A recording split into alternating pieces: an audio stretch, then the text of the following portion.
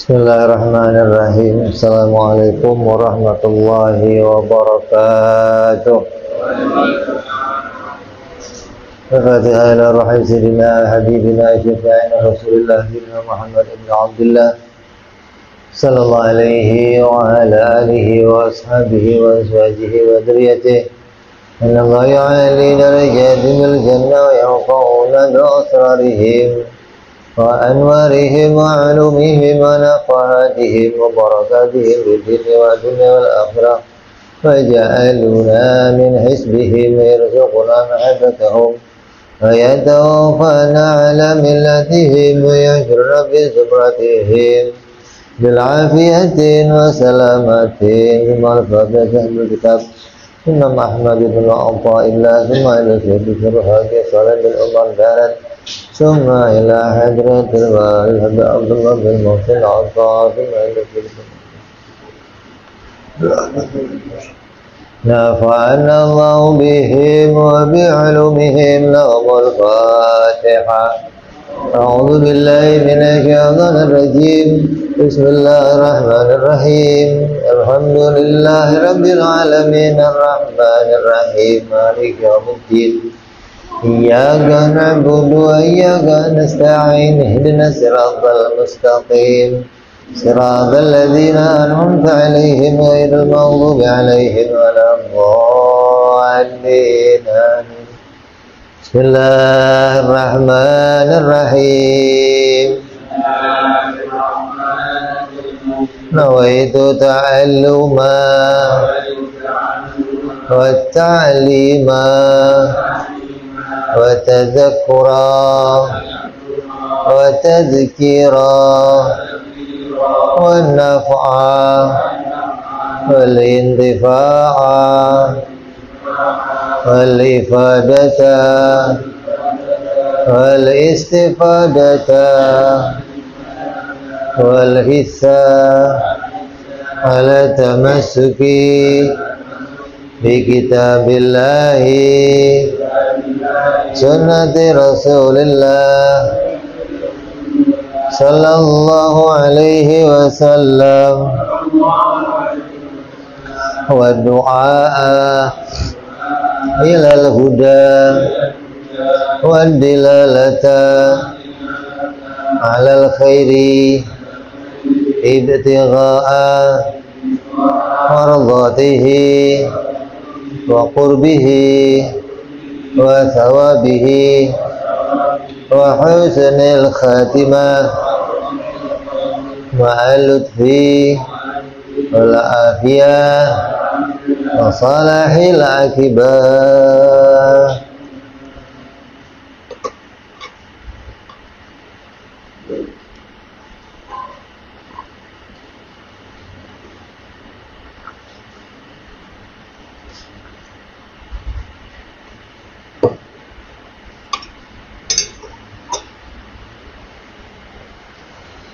Bismillahirrahmanirrahim.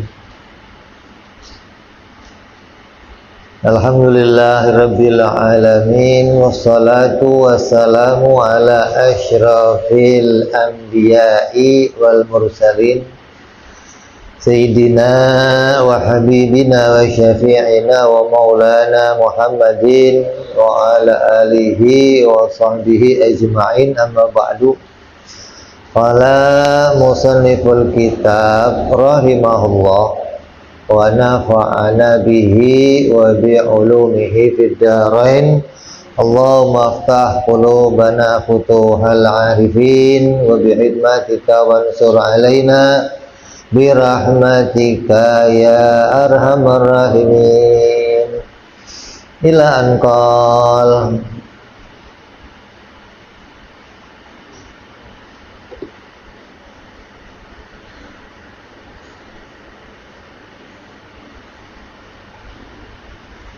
Jumpat syarah dari hikam yang ke-74.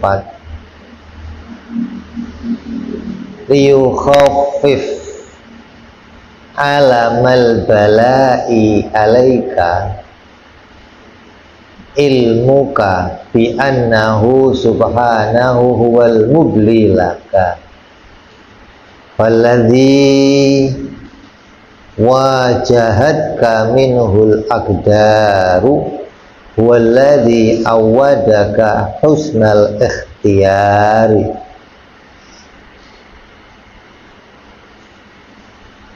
Agar ujian itu terasa ringan, harusnya engkau mengetahui bahwa Allah lah yang memberi ujian tersebut,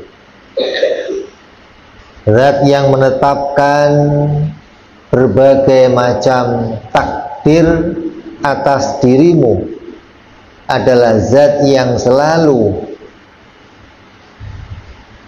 memberikan kamu merasakan sebaik-baik pilihannya.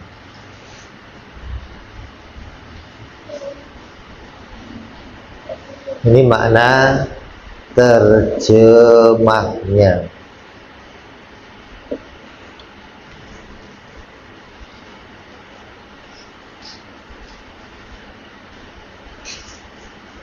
Kita ini seringkali kan merasa berat ketika menerima sebuah ujian.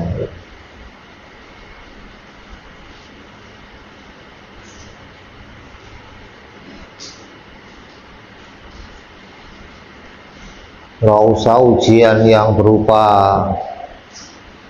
macam-macam. Kadang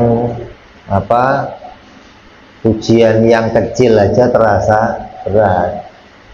Dia keluar rumah tahu-tahu keinjek rokok Samsu aja, ngomelnya 2 hari nggak habis-habis gitu.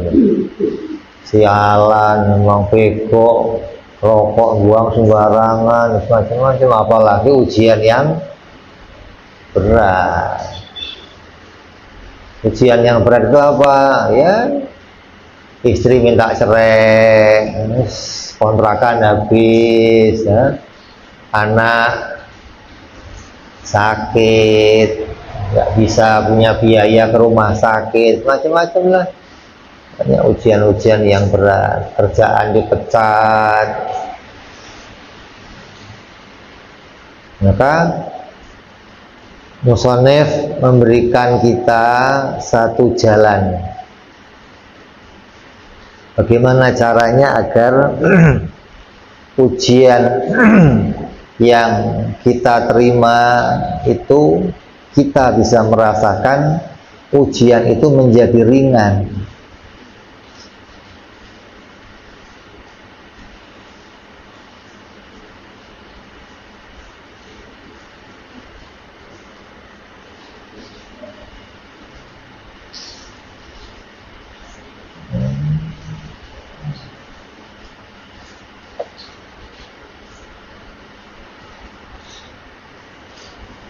Maka diantaranya apa? Ini masih menyambung hikmah-hikmah yang sebelumnya. Bagaimana kita bisa mengetahui bahwa Allah Subhanahu wa Ta'ala adalah zat yang memberikan kepada kita segala sesuatu. Allah adalah zat yang menciptakan segala sesuatu. Segala sesuatu yang diciptakan oleh Allah itu bukan hanya Allah menciptakan wujudnya alam, bukan, tapi Allah juga menciptakan perbuatannya. Dikatakan dalam Al-Quran, Allah berfirman, wallahu khalaqakum wa ma ta'malun. Allah lah yang menciptakan diri kamu dan menciptakan perbuatan kamu. Jadi jangan kenalnya Allah itu hanya Allah menciptakan langit, bumi, manusia, jin. Enggak cuma itu, juga menciptakan perbuatannya. Bukan hanya perbuatan kita, perbuatan setiap manusia diciptakan Allah. Nah, kalau kamu mengerti ini akan jadi ringan. Kenapa? Karena kamu nggak bisa jadi marah. Digambarkan begini oleh ulama.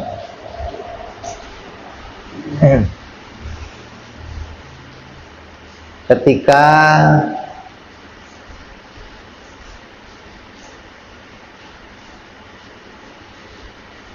kamu berada dalam suatu ruangan, ruangan itu gelap, kemudian ada yang mukul kamu, marah nggak? Hah? Kepala kamu dikelepak-kelepak gitu. Hah? Suasananya gelap, ini nggak ngelihat yang marah nggak? Apalagi kamu bawa beceng lagi, ya? Badan gede, enak aja main kelepak-kelepak. Belum selesai hilang marahnya, dikelepak lagi. Ini siapa yang ngelepak lagi? Kira-kira nih kalau lampu nyala yang diapain tuh? Balik. Begitu lampu nyala, ternyata yang ngelepak ente emak kamu. Marah nggak? Nggak jadi. Tadi dongkolnya hilang nggak kira-kira? Hilang seketika ya. Padahal tadi dongkolnya luar, begitu lihat, emak ciut lah. Itu biar Gatot Kaca juga nggak berani ngelepak tuh, gitu. Yang sakti Gatot Kaca terbang, sama emaknya dipanggil turun dia. Itu caranya meredakan. Ketika kamu melihat suatu ujian itu datang dari Allah, ente mau marah bagaimana? Ente mau marahin Allah gitu. Tapi kalau kamu nggak bisa melihat Allah yang memberikannya, kamu anggap datangnya ujian dari manusia, maka timbul tuh marah sama orang, dendam sama orang, benci sama orang. Karena kamu anggap rasa sakit ini, rasa susah ya dari dia, bukan dari Allah. Jadi dengan kamu mengetahui bahwa Allah lah yang menciptakan wujudnya seseorang dan perbuatan seseorang, jadi redalah emosi kita, jadi ringanlah ujian-ujian yang datang dari Allah. Karena kita mengakui bahwa Allah yang ngasih ini, Allah yang ngasih ujian ini. Jadi pengetahuanmu bahwa Allah lah yang menjadikan itu, yang memberikan sakit, menjadikan hilangnya harta benda, menjadikan hilangnya anak, menjadikan hilangnya pekerjaan, menjadikan datangnya sakit. Kamu tahu itu dari Allah, ringanlah beban kamu. Tapi kalau kamu menganggap itu datang dari selain Allah, ini loh yang memberatkan seseorang. Hingga ada orang stres, bunuh diri, dendam, ngamuk-ngamuk. Kenapa? Karena menganggap datangnya dari selain.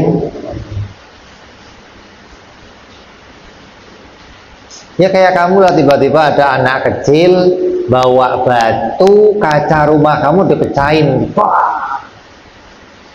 Ini ketawa apa senyum apa cemberut gitu? Ngamuk.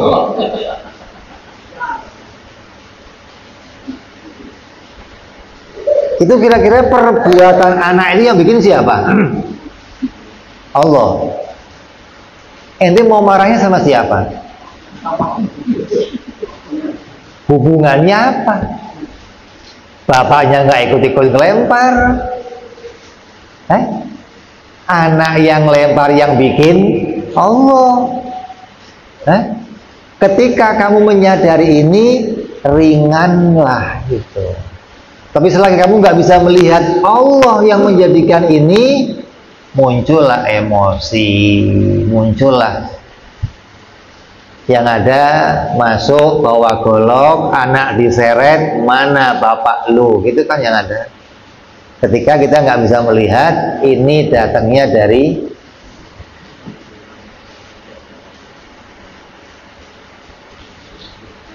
karena sungguhnya Allah memberi kamu berbagai macam ujian berupa sakit, berupa fakir, berupa kesusahan.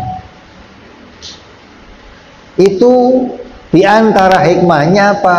Membiasakanmu untuk merasakan hal-hal yang terbaik untuk kamu.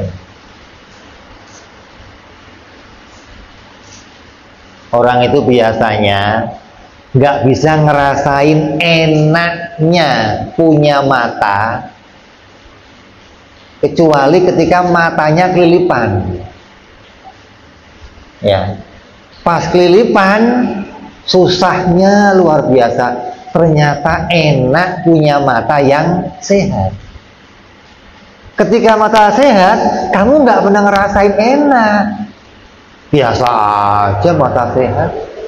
Ntar pas mata kelilipan baru ya Allah, ternyata punya mata sehat itu enak. Ente punya motor ya biasa aja, begitu motor hilang rasain ya Allah punya motor ternyata enak. Padahal biasanya punya motor ngomel-ngomel, motor butut lah, inilah motor rusak melulu. Begitu hilang, butut nggak apa-apa lah ya Allah, yang penting ada motor. Jadi Allah itu mau mengingatkan kamu, mau membiasakan kamu agar ketika kamu punya kenikmatan, syukuri nikmat itu, gitu loh. Bahwa itu betul-betul pemberian dari Allah Subhanahu wa Ta'ala. Karena sungguhnya Allah itu zat yang selalu berbuat baik kepada hamba-hambanya.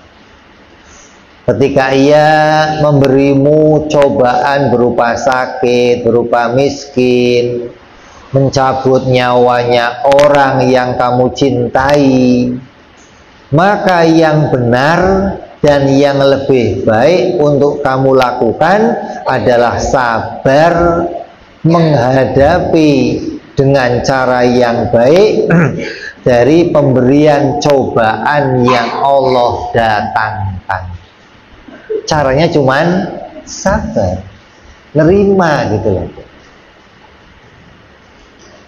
Lah, untuk sampai pada makomnya nerima ini nggak banyak orang mampu maksudnya.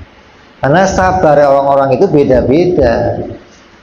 Lah, untuk bisa sampai kepada kemudahan nerima bagaimana? Ya kenali ini datangnya dari Allah.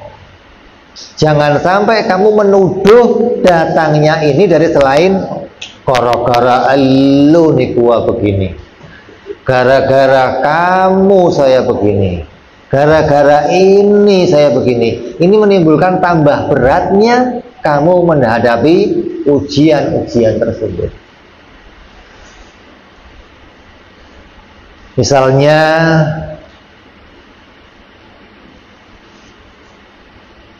tadi dicontohkan ketika kamu berada di ruangan yang gelap, kemudian kamu dipukul.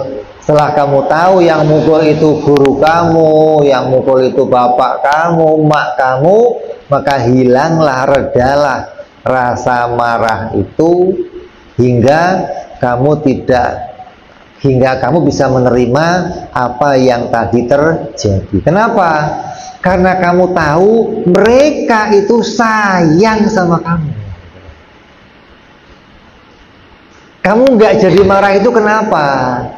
Karena kamu tahu yang ngelepak ini orang yang paling sayang sama kamu, yang paling banyak berbuat baik sama kamu, yang nggak pernah berhenti kebaikannya untuk kamu.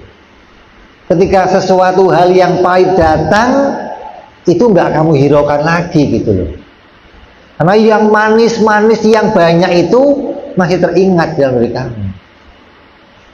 Jadi kamu disuruh mengingat banyaknya kebaikan-kebaikan yang diberikan oleh Allah Subhanahu wa Ta'ala. Jangan kayak mentalnya cewek, kayak mentalnya istri, kan dalam pepatah gitu. Istri itu mentalnya bagaimana? 1000 kebaikan kamu, ketika sekali kamu berbuat jelek, yang jelek diingat sampai mati. Ente udah ngasih hadiah, udah tiap hari beliin macam-macam, masih kemarin lu kan begini, masih diingat aja. Ente jangan begitu gitu loh. Nanti kalau nggak percaya tanya istri kamu lah, hal yang paling kamu ingat apa? Dulu lu pernah begini kan? Dulu itu nggak lupa dia. Kebaikan kamu mungkin dia banyak lupanya gitu loh. Nih, jangan sampai kita demikian. Kenapa? Karena Allah zat yang paling sayang sama hamba-hambanya. Allah itu zat yang paling memperhatikan hamba-hambanya. Tapi dikatakan dalam sebuah hadis apa? Hadis qudsi, ketika bumi memohon kepada Allah, ya Allah, izinkan saya mengguncang bumi ya Allah, untuk memasukkan mereka ke dalam perut saya. Karena mereka telah banyak menerima nikmat-Mu, tapi mereka nggak bersyukur sama Kamu ya Allah. Ketika gunung minta izin, ya Allah, biar saya muntahkan lahar saya ya Allah. Ketika laut minta izin, ya Allah, biar saya tumpahkan air saya ya Allah. Apa kata Allah? Mereka hamba saya sayang sama mereka. Kalau mereka hamba kamu, kamu juga pasti sayang sama mereka. Jadi yang namanya Tuhan itu kalau sama hamba-hambanya sayang. Sama kayak orang tua yang sayang kepada anaknya. Loh, itu kalau ada orang tua yang buang anaknya, itu bukan orang tua. Kelihatannya doang tua gitu loh. Di hatinya udah dicabut rasa kasih sayangnya. Maka demikianlah kita memandang kepada Allah Subhanahu wa Ta'ala.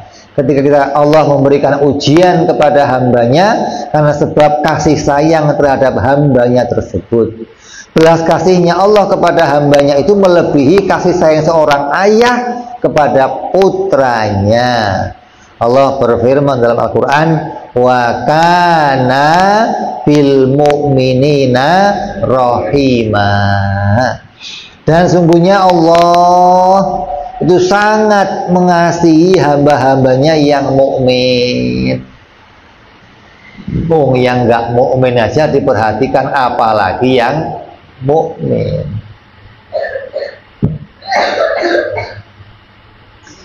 Dikatakan oleh Sayyidina Ali apa? Kalau saya menerima kebaikan dari Allah, maka saya akan sekali bersyukur kepada Allah. Tapi kalau Allah menghalangi saya mendapatkan sesuatu, saya bersyukur 2 kali. Coba. Coba. Kenapa? Karena ketika Allah menghalangi saya mendapat sesuatu, itu tanda Allah sangat sayang sama saya. Dan yang dihalangi itu mesti nggak baik untuk saya. Sama kayak kamu menghalangi anak kamu. Nah, jangan main di pinggir kali. Itu karena ente benci apa sayang? Coba lihat yang begitu gitu loh. Ente menghalangi anak kamu makan permen, menghalangi anak kamu melek malam, menghalangi anak kamu pakai narkoba, menghalangi anak kamu. Kenapa? Ente sayang sama dia. Lah Allah begitu. Ketika Allah menghalangi kita mendapat sesuatu, ente pengen kawin sama Siti gagal, jangan kecewa. Ya Allah, alhamdulillah, berarti Siti bukan yang terbaik untuk saya, gitu mesti. Ente mau jadi PNS gagal, ente mau kerja di bank gagal, ente mau keluar rumah gagal. Ente harus sadari ini yang terbaik. Makanya orang-orang alim itu ketika dia punya suatu tujuan, kemudian di jalan dia terhalang sesuatu, bersyukur dia. Ada orang yang sampai ini dia mau datang rapat ini menghasilkan miliaran untuk dia proyek, di jalan gagal, terhalang, mobilnya rusak, bannya kempes, dia bersyukur, alhamdulillah ya Allah, berarti proyek ini nggak baik untuk saya. Bisa begitu coba. Ente naik ojek, mobil ditinggal, ini proyek nggak boleh gagal pokoknya. Coba. Jadi ada orang yang sampai begitu gitu loh. Karena dia menyadari bahwa ketika saya dihalangi sesuatu oleh Allah, ini banget sayangnya Allah sama saya.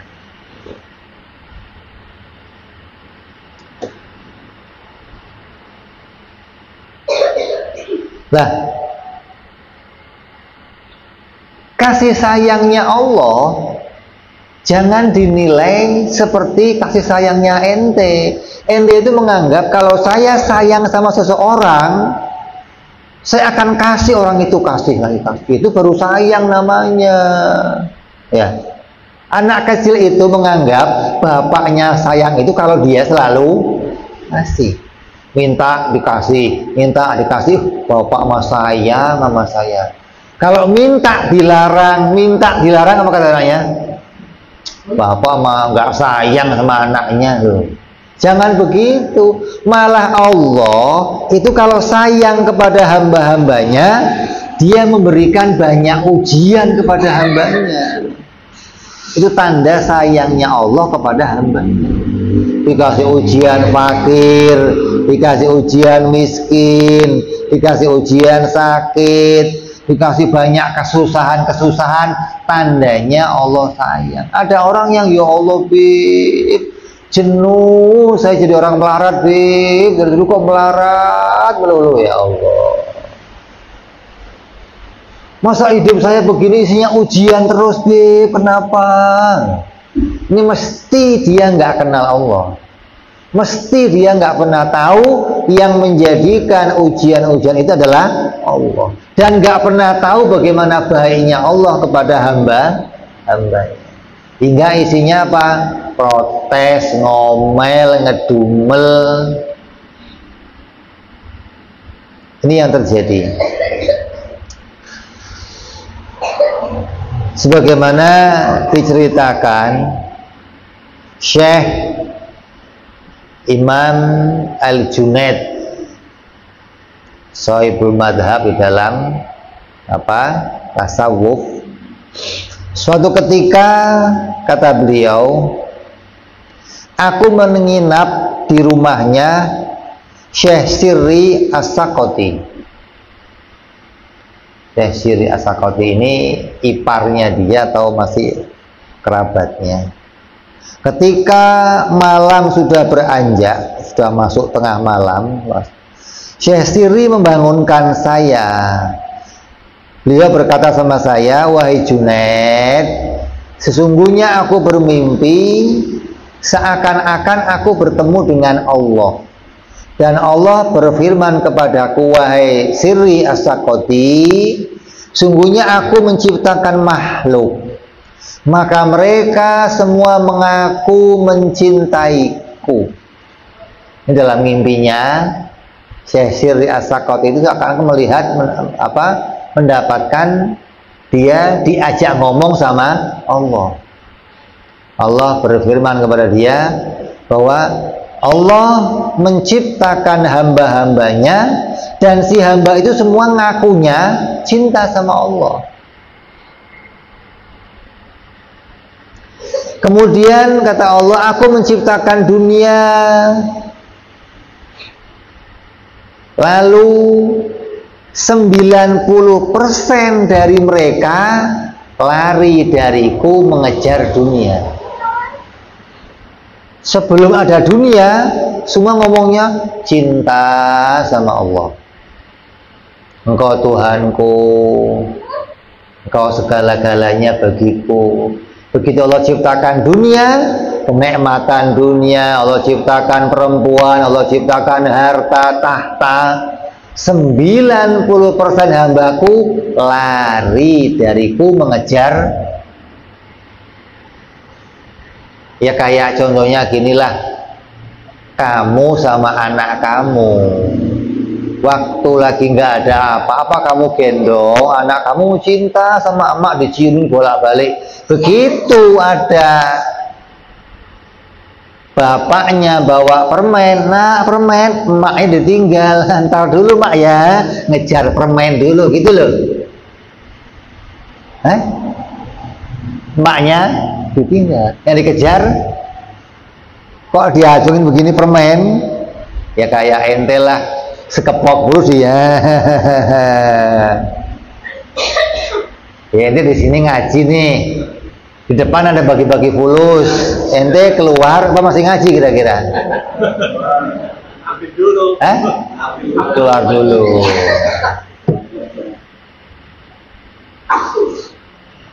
Hanya tinggal 10% yang masih mencintaiku, kata Allah. Yang nggak bergerak, yang nggak ngejar dunia, cuman 10% coba. Jadi kalau sejuta berapa itu? Cuman 100.000. Kalau 10 orang tinggal cuman 1 orang. Yang 9 kabur juga.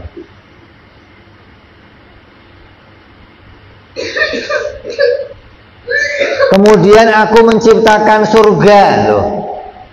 Aku ciptakan surga setelah dunia tadi 90% kabur, tinggal berapa?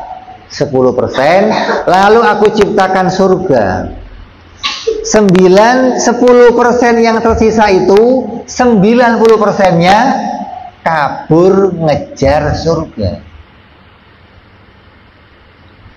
sehingga tinggallah lagi 10% lagi. Berarti kalau namanya kok 1 juta, tinggal 100.000.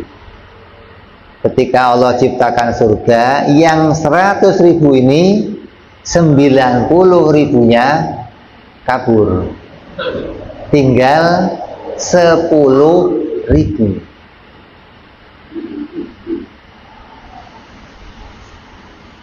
Lalu aku ciptakan neraka, maka 90% itu pun takut akan siksaku.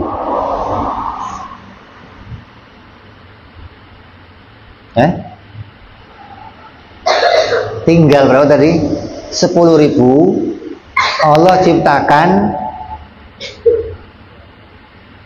lari lagi 90%, tinggal 1.000. Dari 1 juta orang nih dapat ujian dunia, melihat kenikmatan surga, diancam neraka, tinggal cuman 1.000. Lalu yang 1.000 itu aku cambuk.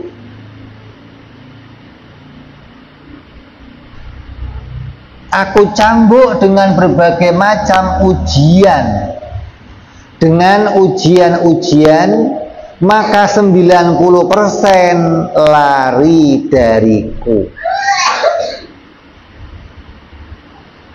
Tinggal berapa berarti? Dari berapa tadi? 1.000, tinggal 100.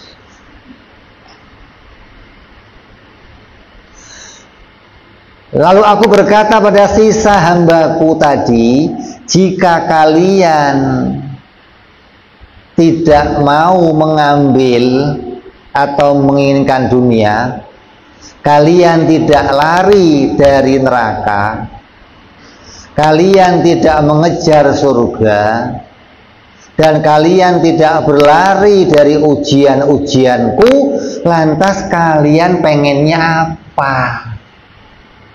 Ini yang 100 tadi ini ditanya, ente ini kok beda sama yang lain? Yang lain saya kasih dunia ngejar, saya kasih surga ngejar, saya kasih neraka bersembunyi, saya kasih ujian lari. Ente kok enggak semua, tetap ibadah. Ente ini maunya apa?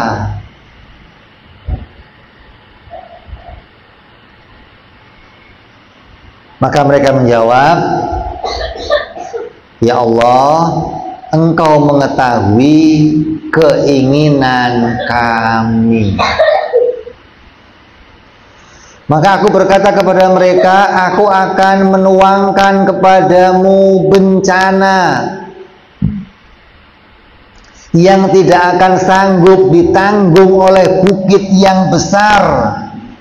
Apakah kamu bisa sabar? Mereka menjawab, apabila engkau yang menguji, maka terserah kepadamu ya Allah. Maka mereka itulah hamba-hambaku yang sebenarnya.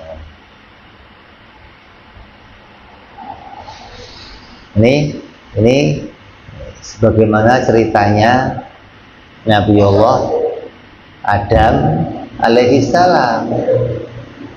Ketika Allah menawarkan kepada gunung, menawarkan ke laut, menawarkan ke hewan, menawarkan ke semua hamba-hambanya, nih saya mau bikin kamu perintah, gak ada yang sanggup, gak sanggup ya Allah.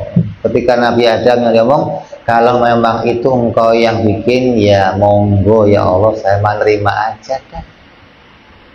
Ini barulah hamba-hambanya Allah yang siap menerima apapun ujian dari Allah Subhanahu wa Ta'ala.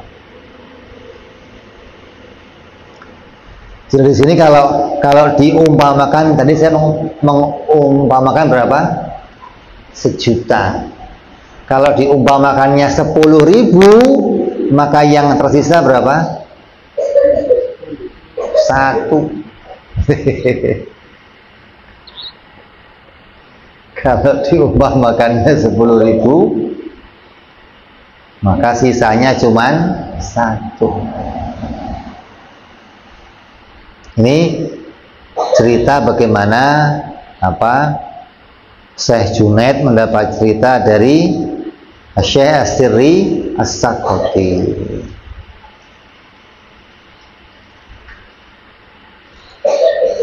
Jadi kembali bahwa hikmah ini mau mengajarkan kita bagaimana kita bisa menerima apa yang menjadi ujian-ujian dari Allah.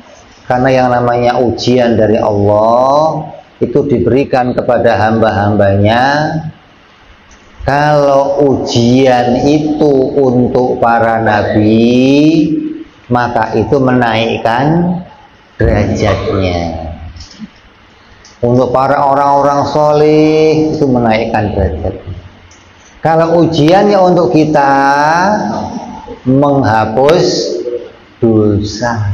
Itu jangan kepedean kamu, walaupun diuji sama Allah nih mau naik derajat.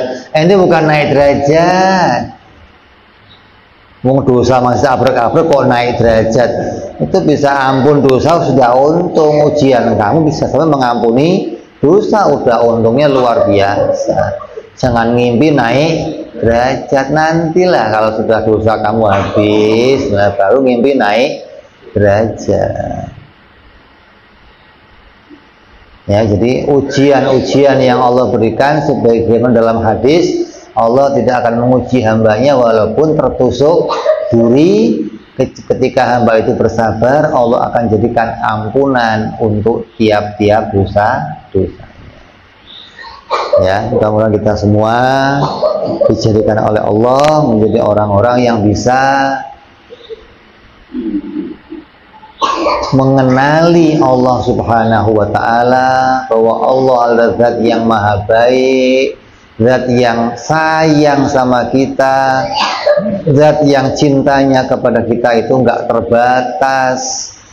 Zat yang selalu mengasihi kita, hingga ketika kita mendapatkan ujian-ujian dari Allah, kita akan tahu bahwa ujian itu adalah tanda kasih sayangnya kepada kita.